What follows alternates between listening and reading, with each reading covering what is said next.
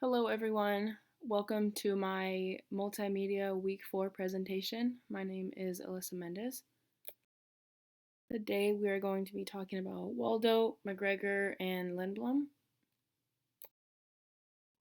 So Dwight Waldo, he wrote The New Public Administration, and in that he's questioning old public administration ideas.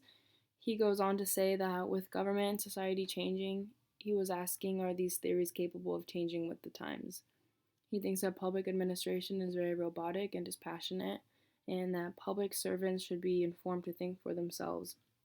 And an example of what he just said is Merton, who questioned bureaucracy and said it is inflexible and can turn into means into ends.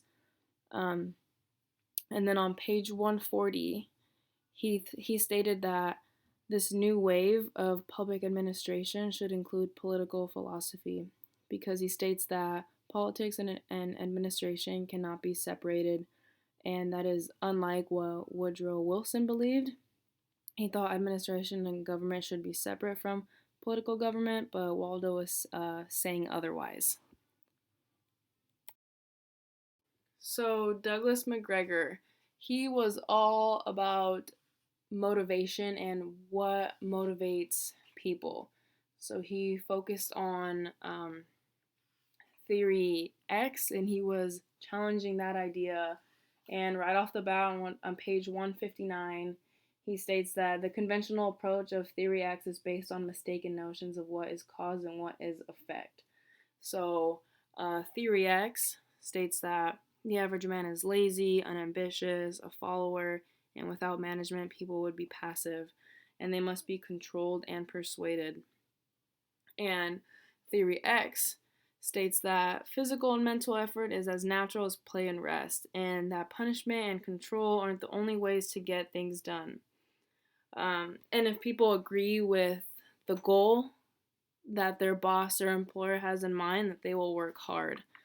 So he comes up with theory Y and says a step in the right direction. And an example of this is theory X is having to clock into work because management doesn't trust that you'll be on time.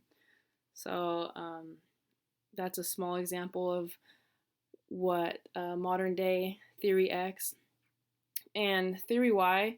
So when I'm coaching my players, a lot of the times I just ask them, hey, what do you want to do today? Or you guys tell me what you want to do, what you want to work on. And I think that makes them feel appreciated, and it gives them more responsibility and control over things instead of me telling them what to do all the time.